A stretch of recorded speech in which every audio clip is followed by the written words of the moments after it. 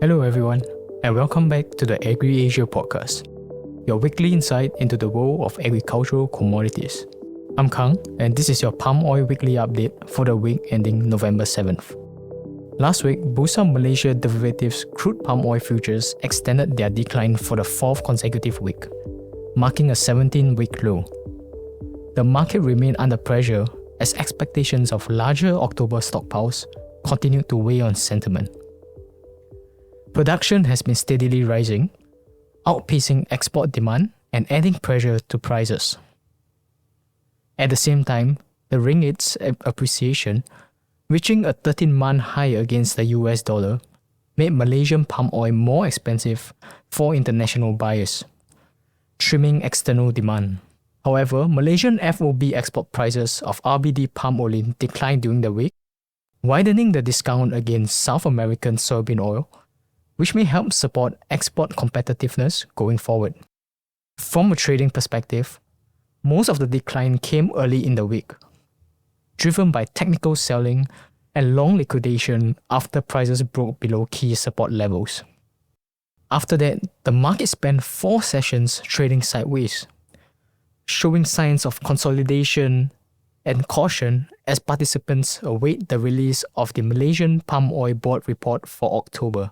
By the end of the week, the January 2026 contract settled at 4,109 ringgit per tonne, down 98 ringgit, or roughly 2.3% from the previous week's close. Trading volume rose 3.7% to 487,134 lots, while open interest edged slightly higher to 264,821 contracts, suggesting that participation remains steady despite weaker sentiment. On the fundamental side, expectations point to stockpiles rising for the 8th consecutive month, reaching a 2-year high, as production growth continues to exceed exports. October production is estimated to have increased by 12%, slightly above market expectations. The bulk of this increase came from East Malaysia, where output surged by over 20%, led by Sarawak and Sabah.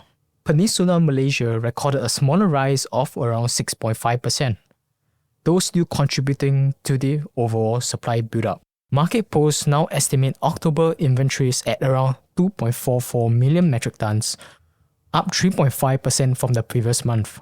Production is seen at 1.94 to 1.95 million metric tons, while exports are expected to be between 1.47 and 1.48 million metric tons. This confirms that production continues to outpace shipment growth. In the broader complex, the palm kernel oil market remains relatively tight, with limited supply and firm fundamentals. Crushers report constrained availability of kernels, and this has kept the near-term structures supported. However, subdued demand and overall weakness across the palm oil complex are beginning to temper sentiment slightly. Forward activity for PKO remains light as buyers stay cautious, while market participants expect better clarity once fresh export data and regional demand indicators emerge in the coming week.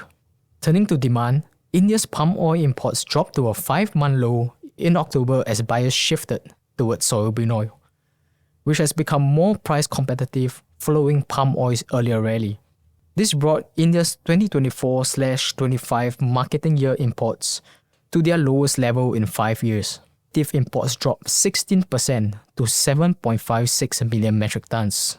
In contrast, soybean oil imports hit a record 5.56 million metric tons for the year, even with a minor October decline, reflecting palm oil's loss of price advantage. Overall edible oil imports softened in October, as refiners anticipated slower post-festival demand, though annual totals were slightly higher at about 16 million metric tons. Looking ahead, crude palm oil prices are expected to stay above the 4,000 ringgit per tonne over the next few months, supported by seasonally lower production from November to February. The end of the peak production cycle in October, together with possible La Nina weather effects, could further limit output and reduce stock levels into early 2026. Market analysts expect prices to trade between 4,300 ringgit and 4,600 ringgit per tonne in the first half of 2026, with potential gains early in the year as production stabilizes and policy clarity improves. Production growth is likely to remain modest, with Indonesia's output projected to increase by around 3% and Malaysia by about 1%. Indonesia is expected to maintain its B40 biodiesel mandate early in 2026 and transition to B45 later in the year, supported by higher export levies. Concerns over land policy changes are viewed as having minimal impact on supply. Meanwhile, Malaysia's used cooking oil, UCO, export market is expected to face immediate and moderate pressure next year as a new sustainable aviation fuel (SAF) facility in Johor ramps up production. The EcoCeres plant, which began operations in October, has a capacity of 350,000 tons per year and will supply Malaysia's first major source of ISCC certified SAF. As domestic producers compete to secure feedstock, they are expected to offer more competitive pricing to divert UCO away from the export markets. According to the Malaysian Palm Oil Board, UCO exports surged to 465,000 in 2024, up from 310,000 in 2023, with Singapore remaining the largest buyer, followed by the United States and the European Union. Authorities are now reviewing potential policy measures to ensure a steady and sustainable feedstock supply for Malaysia's growing SAF industry. With additional SAF capacity expected in the coming years, domestic demand for UCO could rise sharply, placing Malaysia in direct competition with international buyers for global UCO supply. To meet this demand, Malaysia will need to expand its collection infrastructure from households and businesses to ensure sufficient feedstock, without disrupting other biodiesel sectors or depending on uncertified imports. That wraps up this week's Palm Oil Weekly on the AgriAsia podcast. I'm Kang, and as always, thank you for listening. Until next time, trade safe and stay informed. This podcast is for informational purposes only and is not a recommendation to trade, an investment research, or an offer to buy or sell any financial product. It does not take into account your particular investment objectives, financial situation, or needs.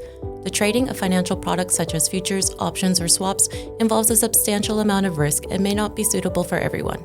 Past results are not indicative of future performance.